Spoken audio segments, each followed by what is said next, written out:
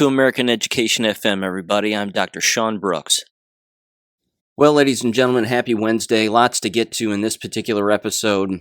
And I got to tell you, I've got a number of examples here that just continue to prove the giant COVID lie that is being perpetuated on American schools, American teachers, parents, students, all of them. And it's absolutely horrific, and it just continues to be horrific. And again, God bless school board meetings, and not for the reason that you might think. This is not a compliment. God bless school board meetings for highlighting the absolute stupidity of school board members, superintendents, and the people who work within these environments.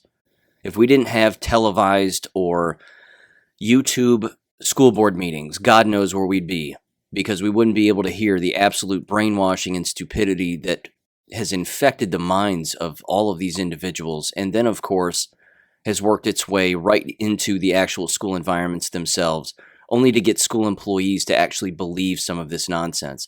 And as it turns out, and this is a positive, many of them, I'm sure, aren't believing this anymore. They're getting tired of these lies.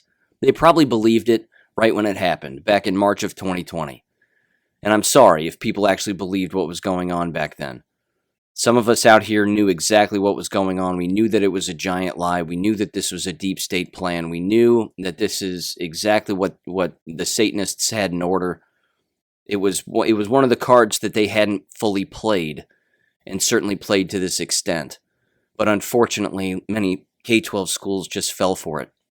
And I, of course, predicted that they would fall for it and wrote about it at length, and so did countless other people. But for those of us that have been in the system previously, we could see the writing on the wall. We knew what was coming. We knew what they would do, and they aren't letting up. Many of them are not letting up, and they still aren't connecting the dots. Even when they have mothers who are nurses coming up to the microphones in these school board meetings across the nation and telling them, why are we still wearing masks again? I'm a nurse, and I have yet to read a single academic paper that says that masks do anything. So why are we wearing masks? And what you're going to hear from this moron superintendent where I live is he actually believes that mask wearing is a preventative measure just because the CDC and the county health department say so. What's also interesting is almost within the exact same breath, he says that all other school districts in the county, except theirs, are not wearing masks anymore, and they all have lower cases of COVID, quote unquote, which of course the tests are false, and we've been over that. And the masks, of course, don't do anything either. We've been over that ad nauseum. The point is that he actually thinks and cannot comprehend, and you'll hear him say it, he cannot comprehend how all the other schools in the county aren't wearing masks and they have lower rates of COVID, and yet their district, his district, this district, is wearing masks constantly and continues to wear the mask, and they have, quote-unquote, the highest cases of COVID among others. He can't seem to figure that out. These people, ladies and gentlemen, are certifiable. They belong in mental institutions, and these are the very people running these school buildings. And again, I'm going to mention a couple of stories here from this school board meeting too, but, well, hell, I might as well just get right into it. Okay, so there was a school board meeting. And it happened just the other day, sort of the monthly school board meeting. I did not attend, and if they're listening to this podcast, which they're probably not because they're dumb, I'm not going to be attending future board meetings because there's no point. All I would be doing is listening to their stupidity when I could be listening to their stupidity from the comfort of my own home. So basically, I'm going to fast forward sort of to the public comments section. The public comments section I thought was telling and yet pathetic at the same time. And again, with all due respect to these parents that are waking up and slowly waking up, I find it alarming that they're making a very interesting move, and it's one I've commented on in the past, but they will show up to scold the school board or scold the actions of the superintendent or the school board, while at the exact same time catering to exactly what they say people should do, and what the school board says people should do, and what the superintendent says people should do. For example, And again, bless her heart, because it's heartbreaking. But a mother comes up to the microphone and she says, my son attends the elementary school, and he comes home with the mask on his face, and he's chewing the mask, and the mask is soaking wet, and it's dirty, and it's all over his mouth, and he has marks all over his face, and I have to send him to school with at least 3+ masks. And again, as she's saying all of this, she then says the following. She says, I'm a nurse, and I have yet to read any academic paper that justifies the mask wearing for anything, for the prevention of anything. She says all of this while she's wearing a mask. Sitting behind her, 3 rows behind her, there's a guy not wearing a mask. I've spoken at these board meetings twice. Never wore a mask. One of the board members herself, who thank God is now gone from the board because she's decided to retire. Although, old boss, same as the new boss, the incoming individual for this particular board meeting is more radical than she was. And she was just absent-minded, and that's putting it mildly. She herself has been in this district since the beginning of time, and she is coughing profusely throughout the entire board meeting, and has been, I might add, probably since September. This chronic, awful cough. Continuing to mask herself, the cough is getting deeper and worse. She's double jabbed at least, and can't for the life of her figure out what's going on. And I'm certain she's been to the doctor. And I'm certain that this outgoing board member now has received probably a number of prescriptions. Antibiotics, an inhaler, a cough suppressant, you name it. And none of it's working, and she doesn't know why. She still can't figure out why. And they can't figure out why. And none of them comment on her cough while she's profusely coughing at this board meeting. She's dying. She's dying. And the jabbed are dying. Again, this is a slow kill thing. It has killed people quickly, immediately after taking it, slowly over the course of hours, days, weeks, and months. And yes, it will be years as well. But she has no idea what she's done. And again, many of these people will never comprehend it. When she dies, it will be chalked up to her age, basically. And again, I'm not hoping for that to happen. I'm not sadistic. I'm not a psychopath. I'm not hoping for any of that to happen. I'm simply saying, as in the past, you cannot poison yourself into good health. You cannot wear a mask into good health. And you cannot do both at the same time and expect good things to happen. Now, that's the first parent. That's one of the first parents that spoke. The second parent came up, female again. And in this district where I live, not uncommon to other inept school districts, which theoretically is practically all of them, but there were within the same week and practically within the exact same day, a middle school teacher is being investigated, a male middle school teacher is being investigated for inappropriately touching at least one female student. Again, that's under investigation, and that's continuing to take place. The second thing that happened last Friday was a quote-unquote bomb threat, allegedly. And I've spoken on the fallacy of those in the past before, and how no one should be surprised if a member of the school district or somebody associated with an employee of the school district would cause such a thing to occur by calling in such a thing. So again, the question becomes, when something like that happens, how deep does the investigation actually go? At any point, are these individuals who work within the school district, in particular the district office, are their cell phones confiscated? Are their phone records brought up? Are their text messages brought up? The context that they know. I mean, how deep does the actual investigation go? And the fact is that when it comes to things like a bomb threat, the investigation almost always goes away because they say, well, it was anonymous. It's impossible for us to know. There was no way that we could ever know, and blah, blah, blah. What this parent brings up, though, who comes up to the microphone, she describes a horrific experience that her daughter was having in class during this time. And here's what she was highlighting. She was texting back and forth with her daughter during this entire time. And the daughter was saying that she was shaking, that she was nervous, she didn't know what was going on.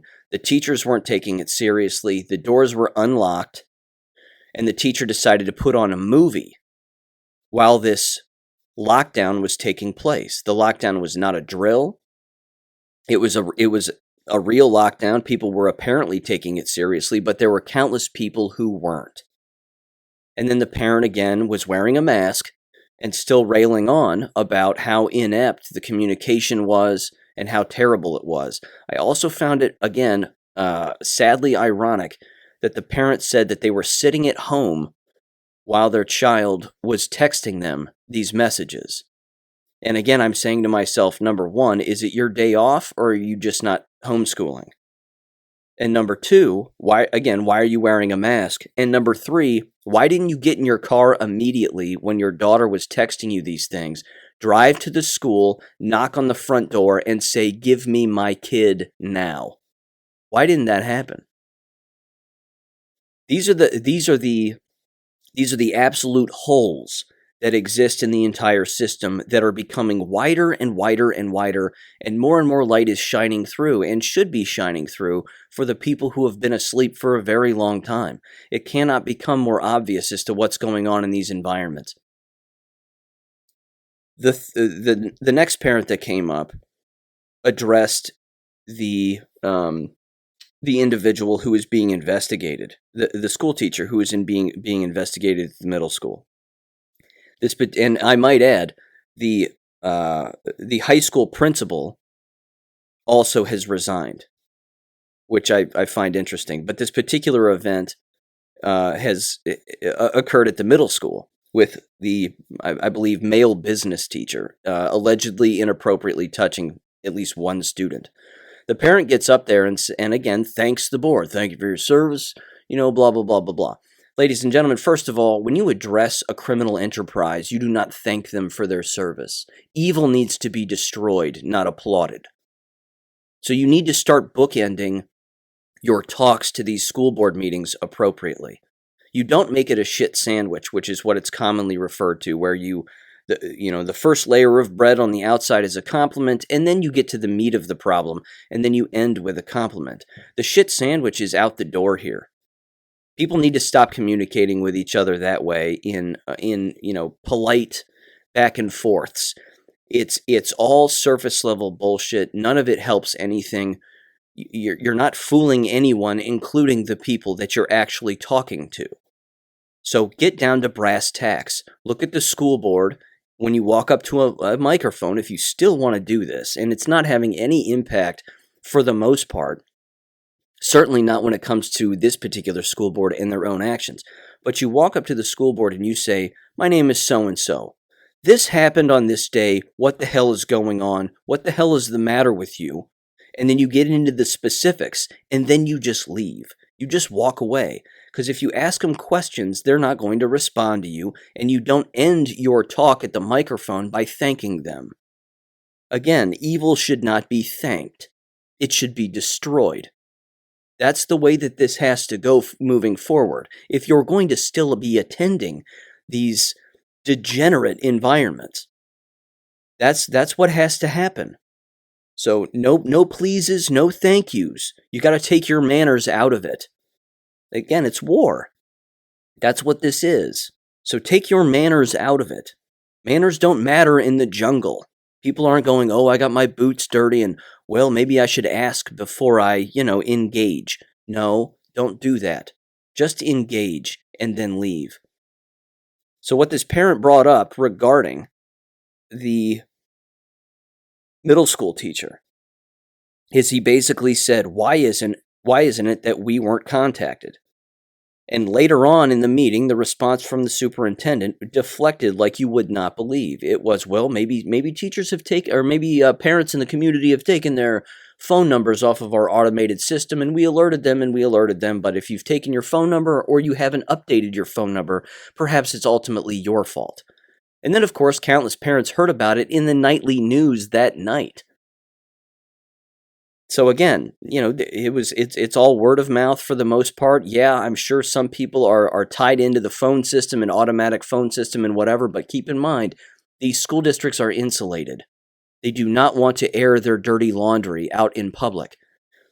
Even again regarding confidentiality laws and during an investigation and this, that, and the other. But it's just, this is just what they do. So don't expect, it's an oxymoron to have a school district that communicates appropriately. It's jumbo shrimp. It just is. It always has been. It will continue to be that way, in particular within the worst environments. But with that said, here's where the parent missed the mark. The parent brought up something that I thought was fantastic, and he didn't follow through on it. And this, again, is a massive mistake that some parents are engaging in. They just don't take the courage to take it to the next level. The parent walks up again to the microphone to bring up what occurred at the middle school regarding the teacher, and he says, I emailed the superintendent, and the email to ask questions about what was going on.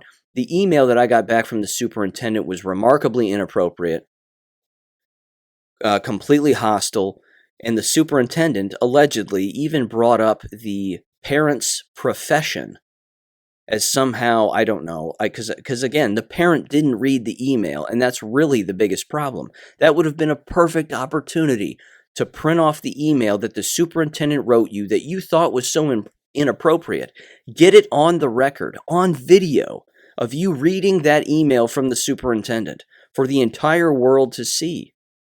These people, but that didn't happen. It just didn't happen, and these people have got to be exposed for that.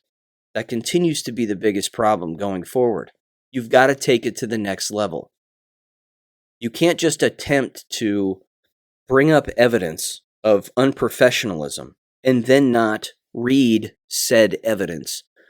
You should treat school board meetings, again, if you're going to continue to attend, if you should go and treat it like a court of law.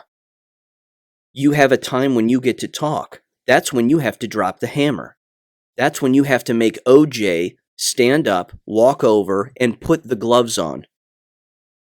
Of course, that's a bad example because we know that the gloves didn't fit because he didn't take, his arthritis medicine and he was told not to and blah, blah, blah, and the gloves weren't. You get what I'm saying. Bad example. The point is that this is when you have to get people to do the things that you want them to do and expose them for who they are because they're giving you evidence of their unprofessionalism. For you to not bring it to them is absurd. It's just missing you hit a grand slam. You were given a tee, a ball, you hit a grand slam, and you stepped over top of second base on your way to third. You missed second base, which means your run doesn't count. And frankly, all the other runs might be negated in the process. You just missed the base. You've got to take your time, hit every base, and then stomp on home plate and rub your foot into it. That's what has to happen. That's a better example, maybe, but that's exactly what has to happen here. If the I's aren't dotted and the T's aren't crossed and they serve you up a doozy of a softball, you've got to blast it out of the park and take your time going around the bases. Now, here's what I want to do. I want to play at least 5 minutes of the superintendent talking. I want you to hear this monster because he is a monster. I've been nose to nose with this person, literally. There is nothing in this man's eyes. That's my opinion. But there's nothing there. He is following lockstep CDC and Butler County Health Department rules. Massive problem here. Big problem. He's all about the masks. He's all about the testing. And what you're going to hear him say, of course, and then he gets very, very testy because he doesn't want to lose power. The board voted to give him power to mask everybody as a sole individual. So I'm just going to play his audio so you can hear him. You'll hear, again, his tone, the things that he talks about, and he can feel that power slowly slipping through his fingers, and he does not want to lose it. He doesn't want to lose it. I think there are other things at play here which I've written about in the past on my Substack regarding these kinds of masking behaviors and what is in the heads of the individuals that are getting off on watching children wearing masks. I think you know where I'm going with that. I think that there's just more at play here. Because when you have a nurse walk up to the microphone and say they don't work, and you have countless people come up to the microphone and say they're not working, and then he himself ultimately says, we have more COVID cases, but we're still wearing masks, and we're the only ones in the area wearing masks, and no one else has the COVID cases we have, but we are wearing masks. He cannot see the correlation between oxygen deprivation and sickness, if in fact they do have sickness. Now, I will mention this too, and again, this is interesting because countless counties continue to just stomp on the rights of human beings by again, the contact tracing and this, that, and the other. And I've been over this before, and we've talked about this before, and even put out those videos of nurses and doctors saying this, that if you've been jabbed or you have not, you're being tracked. You're being tracked in all your medical records. It shows exactly in your medical records whether or not you've taken these jabs. And they're keeping two separate lists, the jabbed and the unjabbed. But here's one, and it's a zip code breakdown. And again, this was tossed to me by a friend of mine who listens to the podcast and lives locally. They said in this particular zip code where I live that the number of jabbed, let me pull this up here, the number of jabbed, total population, percentage of total population vaccinated. Where we live, 44% is vaccinated. 44%. That's a good thing. It's a good thing that the vast majority are not jabbed. Hallelujah. Amen. That's an excellent thing. The second category says percentage of the eligible population vaccinated, and it says 45%. Again, a good thing. The vast majority of people, certainly the majority, are not jabbed. They're not buying this. They aren't buying it. This again is a good thing. The next category says percentage of 12 to 17-year-old vaccinated. It says 43%. Again, that's a sad number that's the case. But the majority are not jabbed. That's a good thing. And the majority, I would highly recommend the majority stay away from the minority when it comes to being jabbed, because the jabbed are transmitting their illness onto the unjabbed. I've been over that at length. The last category, percentage of 5 to 11-year-olds vaccinated, 31%. Again, the vast majority of individuals are not jabbed in the 5 to 11-year-old category. Also a good thing. The problem is that of the surrounding zip codes, our zip code is the highest. All the other percentages, I kid you not, are 30%, 18%, 15%, 13%, 12%, 9%, 7%, 6%, 5%. I mean, it's everybody else is just way lower, which is fantastic. Again, the outlying zip codes aren't jabbing their children, and thank God for it. The problem is that this local school board continues to push the jabs.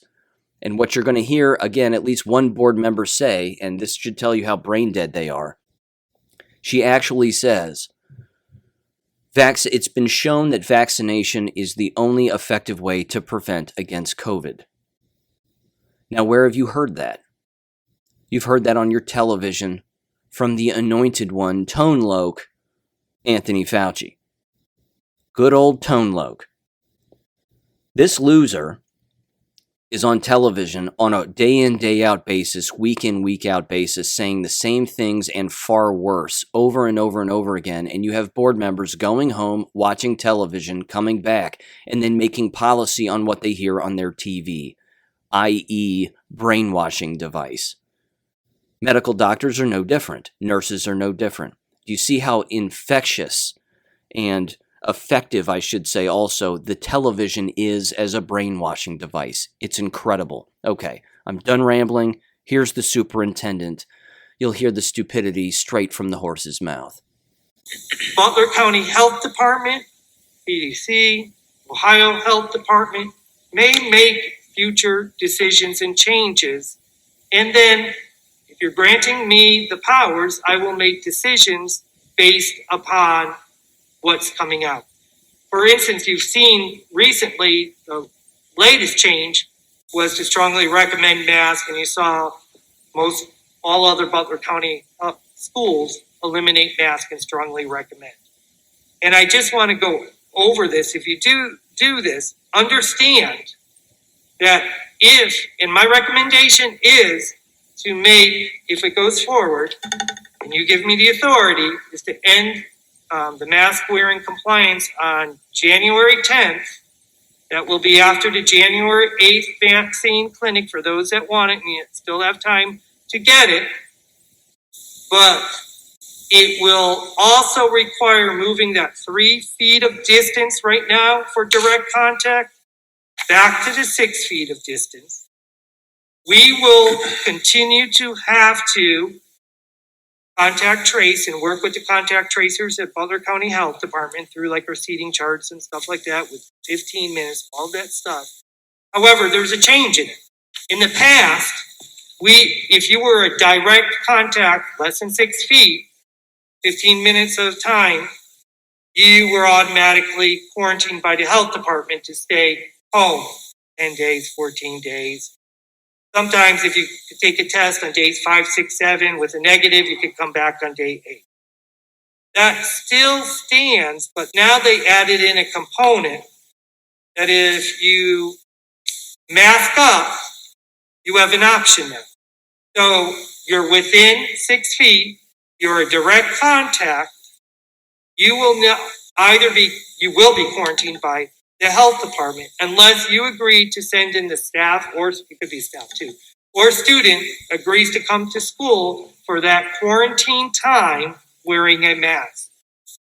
At a point in time, if you become positive, the health department will then also require you to stay home. Currently, we're averaging between 4 to 8 students each day that test positive. I'm just throwing out those numbers. We give you those numbers. It is higher than what we had in the past, but I also think we expected this. We've talked about this after Thanksgiving. I also expect after the Christmas and holiday break, we may even see another tick up because there's more communication.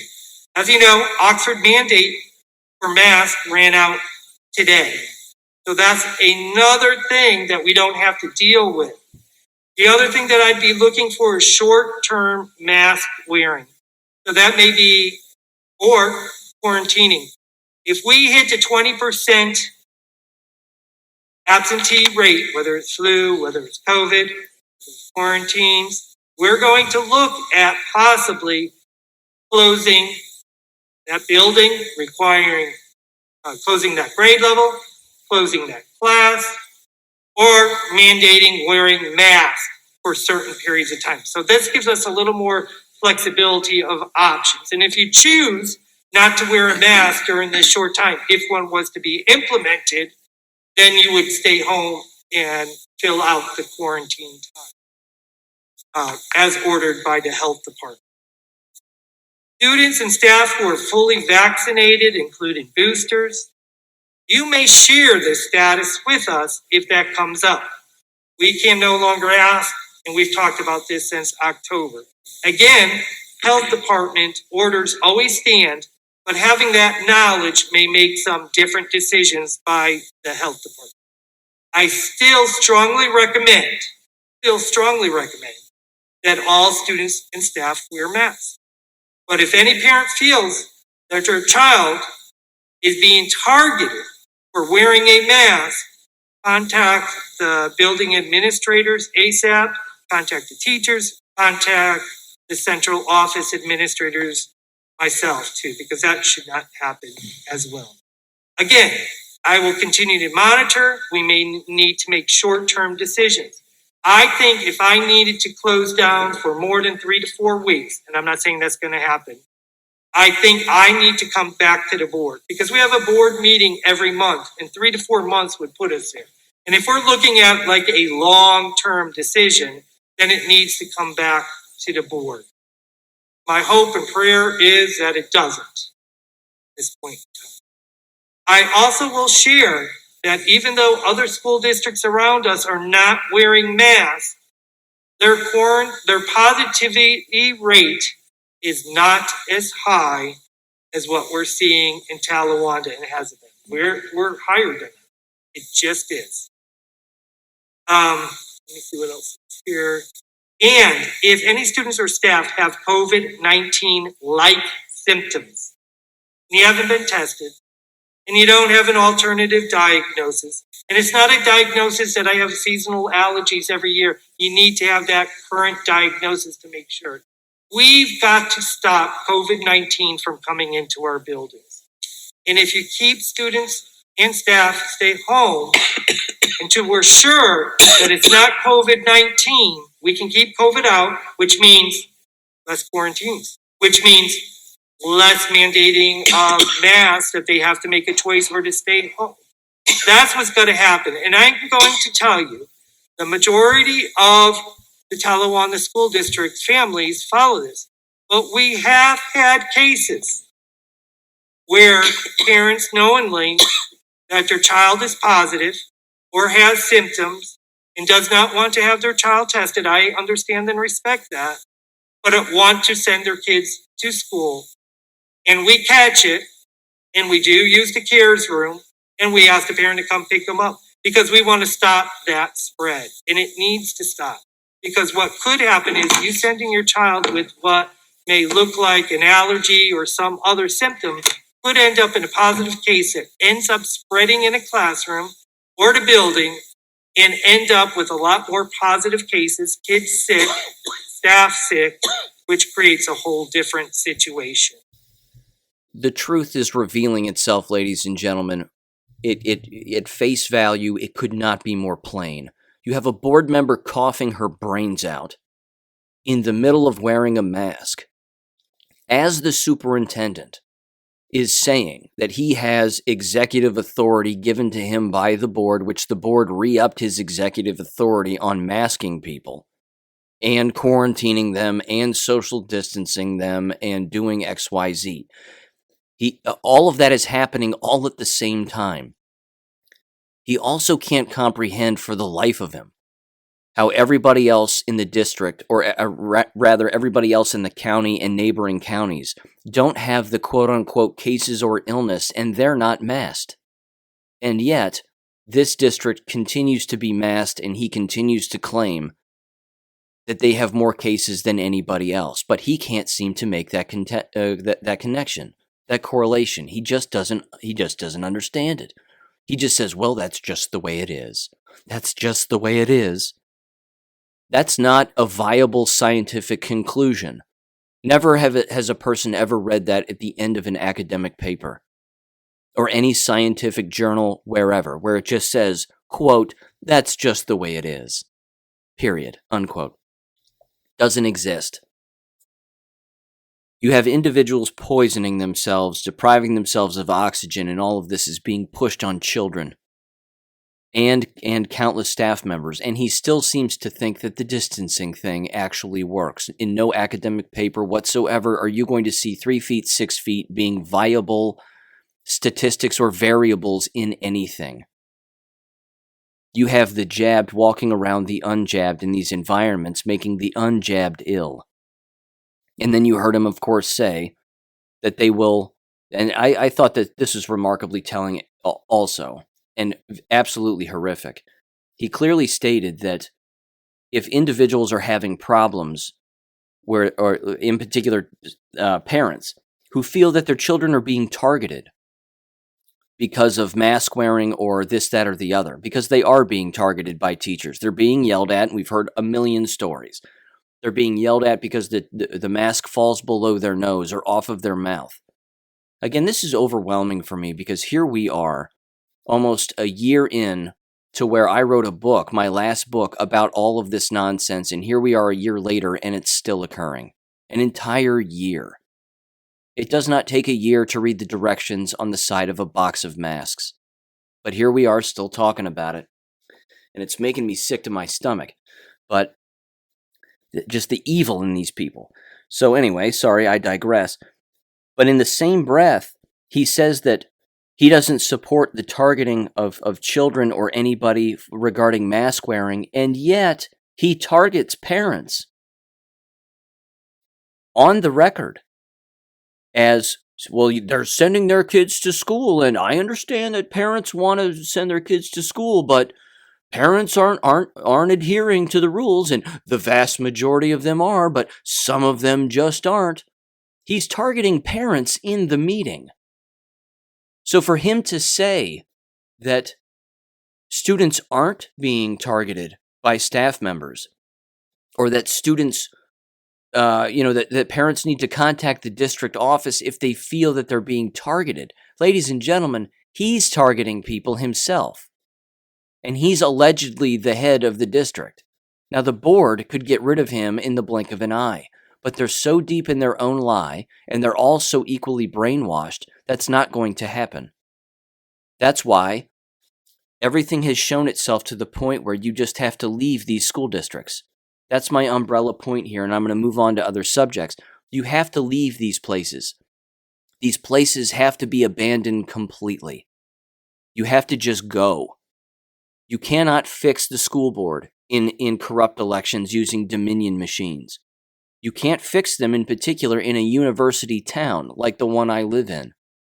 It doesn't matter how many ethical people run for office. They can fractionalize the votes. The Marxists pound the pavement more than we do because we detest government. Which means if you detest government and you don't like the decisions that these people are making, you need to run away from them permanently. That's the only solution going forward at this point. Run away from them.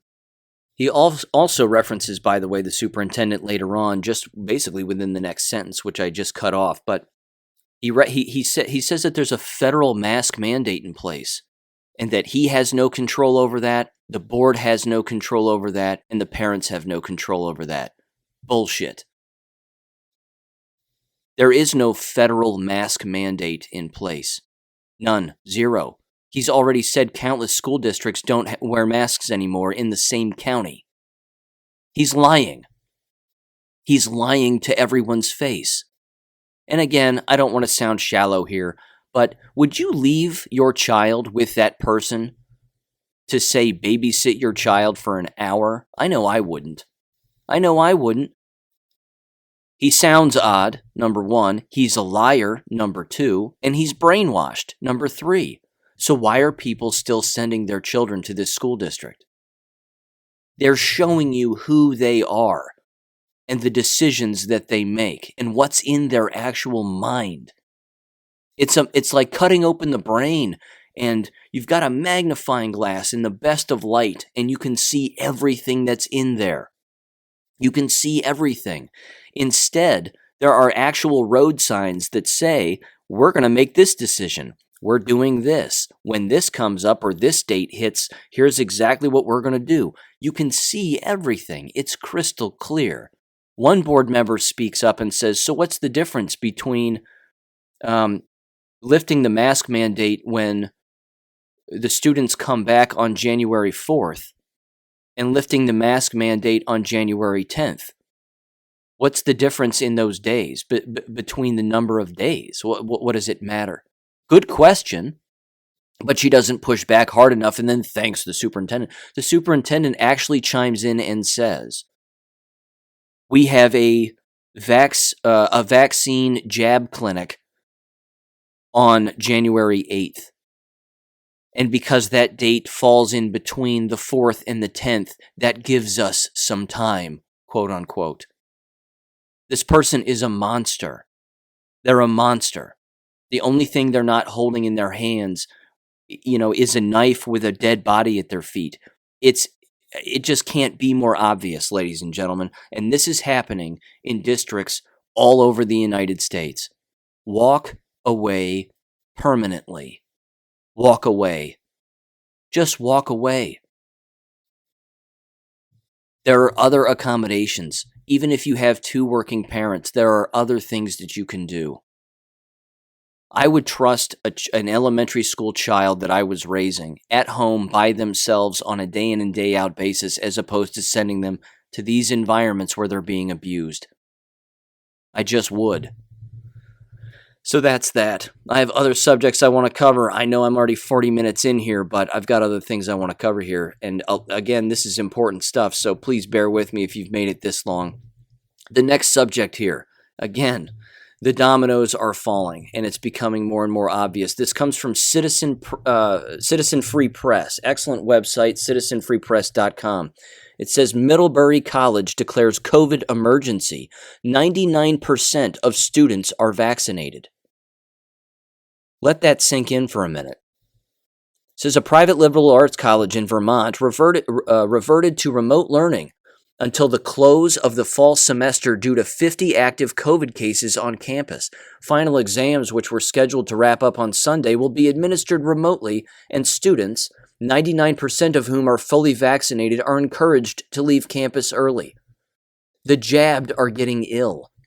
Now I'm going to read to you the email that came out from this brainwashing institution and what they actually heard from the quote-unquote leadership of the school or the college. It says, quote, "Dear Middlebury community."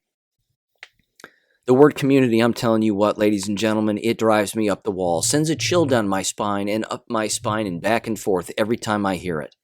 Never before in the history of man has the word community been used with such regularity and frequency here. It's a commune. That's communism, community, get it? It's all the same word. Okay, sorry. It says, quote, "In this email, we will address COVID-19 on campus and move to remote instruction, early departure from campus, new protocols effective Friday, December 10th, and testing information." It says the following. Bear with me again. It's not entirely long, and I believe this comes from the provost, if I'm not mistaken. It says, quote, again, this is a Vermont college, "COVID-19 on campus and move to remote instruction. As of 5:30 p.m. today, we received confirmation of 34 new cases of COVID-19 on campus. Oh, God. For a total of 49 active student cases and 1 active employee case. I bet they're jabbed. Contact tracing is underway, and anyone who is determined to be a close contact will be informed." Communism. It can't get clearer than that. They're tracking you. They're tracking you down and kicking you out. Please note that we are still receiving results from tests taken earlier this week, and we will keep you informed about any further changes as they become necessary. We will update the COVID-19 reporting dashboard with this new information on Friday. While many of the new cases we have identified appear to be connected, occurring in clusters among people who socialize together, an increase in the prevalence of COVID-19 increases the likelihood of broader community transmission, given the timing of this increase coinciding with the end of the fall semester and intermittent student departures. Quote, "We have decided to move immediately to remote instruction and postpone in-person events. This includes classes that meet on Friday, December 10th, final exams, and all formal and informal events, including athletic competitions and performing arts. With more than 99% of students fully vaccinated, and yes, they even admit this, ladies and gentlemen, and many already receiving booster doses, the risk of adverse health outcomes from our Delta variant is low." This is hilarious. Oh, this is so funny. "Rising student cases that require isolation, ongoing transmission, and the few days remaining in the semester warrant the change to remote instruction." First of all, for the love of God, do they not know that online learning exists at countless universities all of the time and they're not having to deal with any of this bullshit? Do any of these students know this? You never had to get jabbed. You never had to wear a mask. You never had to distance, be contact traced, download an app on your phone, and be hunted down by the Gestapo. It never had to happen. You never had to do it. The moment that these universities started saying you have to wear a mask, you could have just taught yourself at home at an online university for cheaper. For cheaper. Who cares if you live in your parents' basement? Who cares if you live at your parents' home? You're going to survive.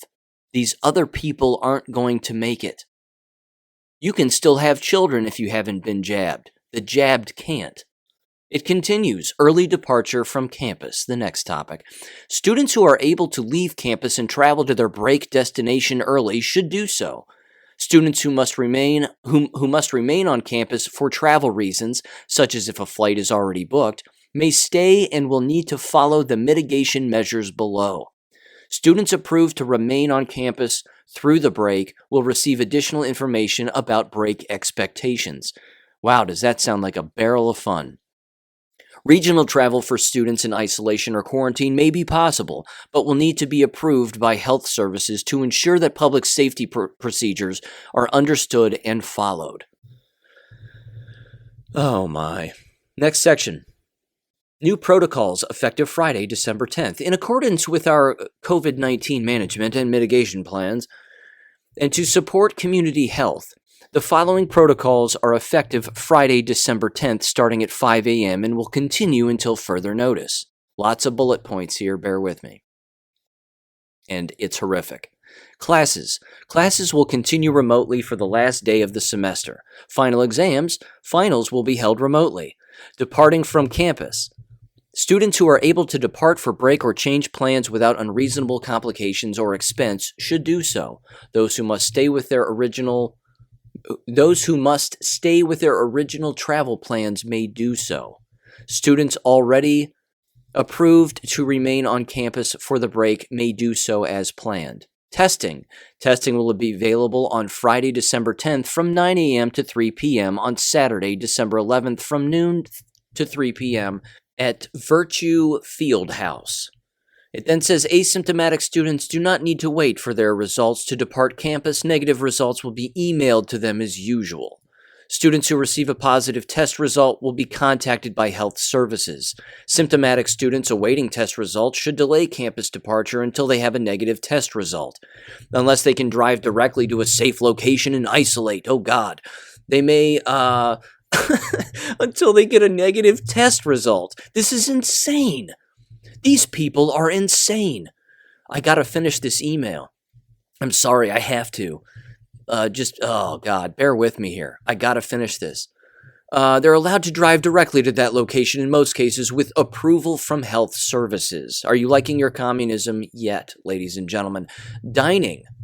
All dining halls will offer a grab-and-go meal only, and face coverings must be worn in those spaces at all times. Events. Indoor events are canceled or postponed. Some may be rescheduled or moved to remote formats if possible. Gatherings. Any informal indoor gathering, whether on or off campus previously scheduled or impromptu, should not exceed 6 people. 6 people. 6 people, 6 feet, 6 feet. Are you catching it yet? Are you catching it yet? We're a year and a half into this bullshit. Over a year and a half now. Coming up on 2 years. 6 feet, 6 people, 6 feet. Outdoor gatherings are preferred and should be kept to smaller groups. Anyone with symptoms should not gather. Face coverings. Our current face covering policy remains in effect, and strict adherence to this policy is absolutely essential. Athletics and the arts. All athletics and performing arts events are either canceled or postponed, including competition and practices. In-person work. In-person work for employees will continue with current protocols for face coverings and other health and safety measures in place. Oh, I got it. So the employees have to keep showing up, who work in or around the buildings. But the students have to scatter. Got it. That makes sense. Not at all. Visitors and guests. Visitors and guests will not be permitted to attend campus events except in virtual formats. Approved vendors, contractors, and other services provided are allowed with permission from the appropriate vice president in adherence to all COVID-19 related protocols. The next to last section, testing information. We continue to expand COVID-19 testing opportunities for students and appointments for both symptomatic and asymptomatic students. Asymptomatic is a lie, ladies and gentlemen. Always has been. The lies that exist in these documents and in their policies are next level. They are available on campus, though, if you want them. Students who are experiencing symptoms should self-isolate, wear a well-fitting face covering at all times, and immediately contact health services. Phone number, phone number, phone number. Email, email, phone number. Students who are not experiencing symptoms may make appointments via the booking link for testing at the Virtue Fieldhouse. These students do not need to wait for a test result prior to leaving campus, but should continue to use standard mitigation precautions. Testing appointments for employees are available through healthcare providers at state-run sites, pharmacies, and other locations, and employees are encouraged to schedule ahead of time to ensure availability. Final section, information line. We will be setting up an information line for students and their families, and will provide details as soon as this is available. Employees will confer with their supervisors or human resources with any questions. We will continue to provide you with updated and necessary information.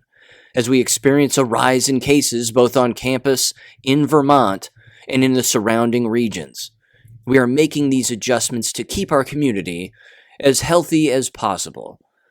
We have greatly appreciated your patience and support throughout a successful semester and look forward to continuing that work together in the final week. Sincerely, Mark Peluso, Chief Health Officer and College Physician, Smita Razuka, no chance on that one, Vice President for Student Affairs, and Jeff Casson, Provost, unquote.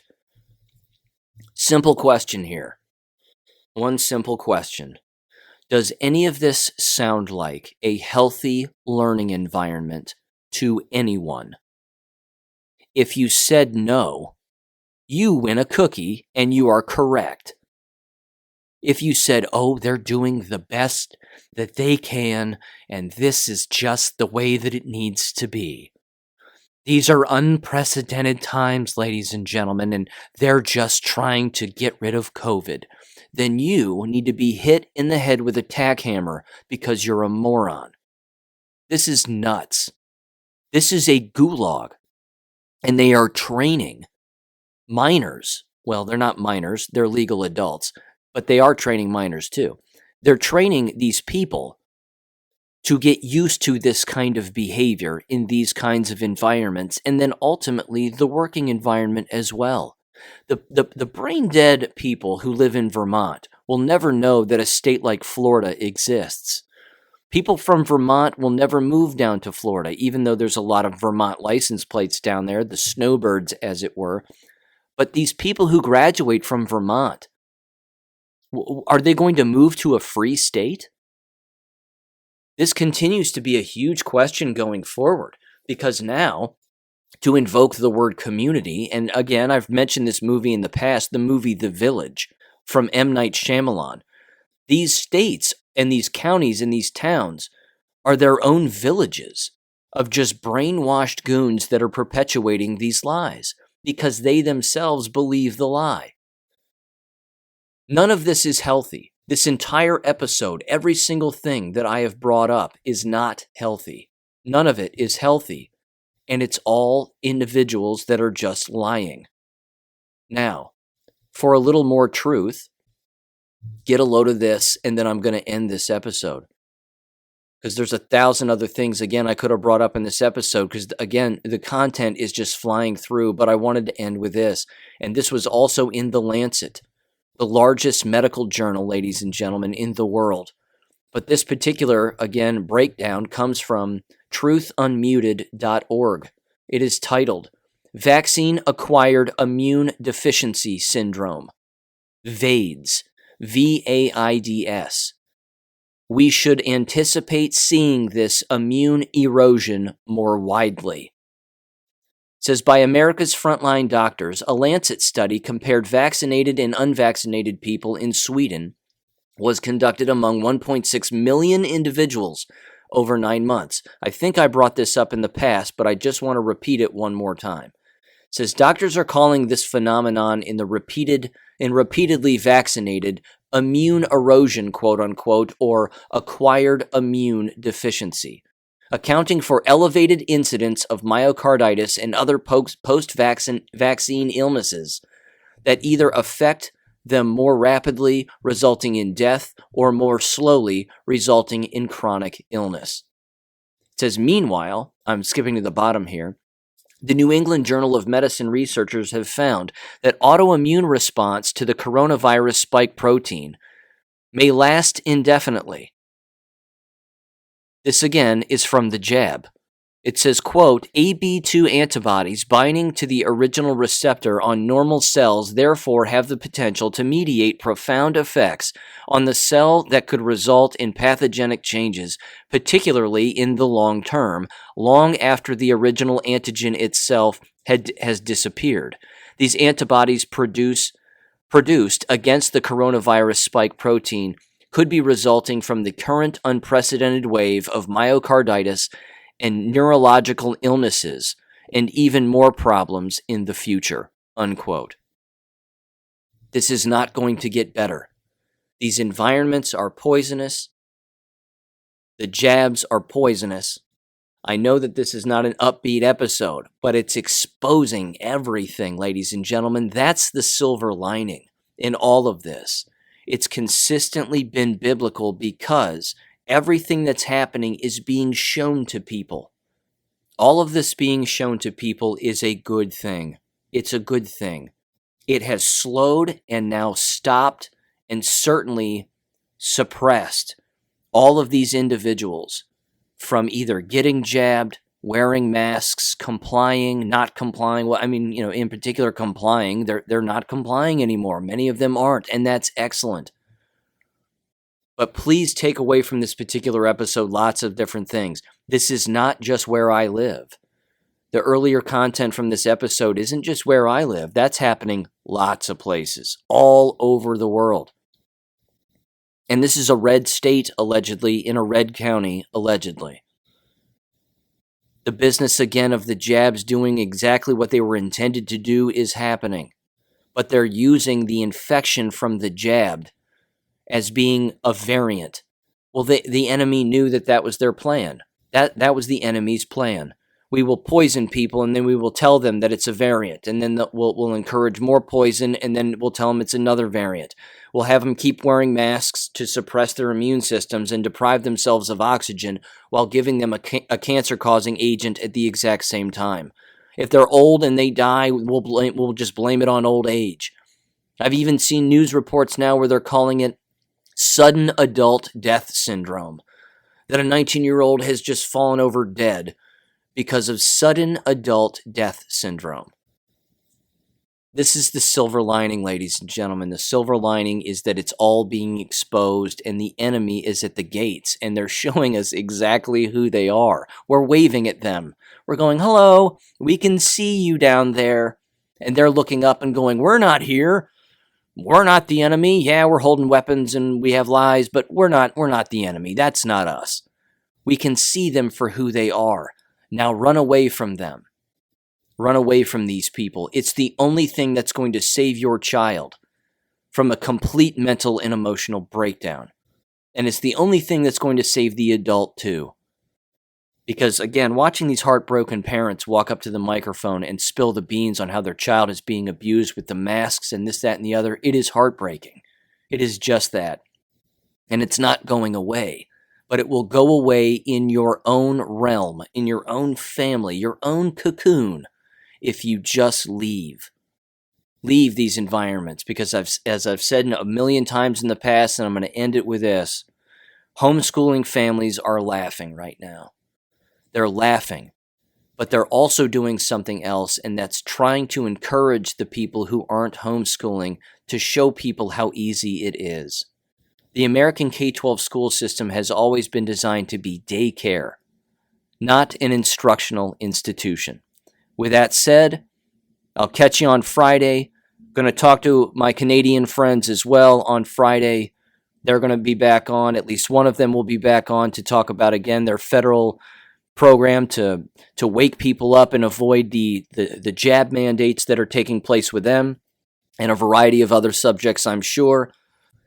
So again, thank you for listening, and I'll catch you on Friday, everybody. Take care. Thank you for listening to American Education FM. Make sure and check out AmericanEducationFM.com for more information. Take care, and God bless.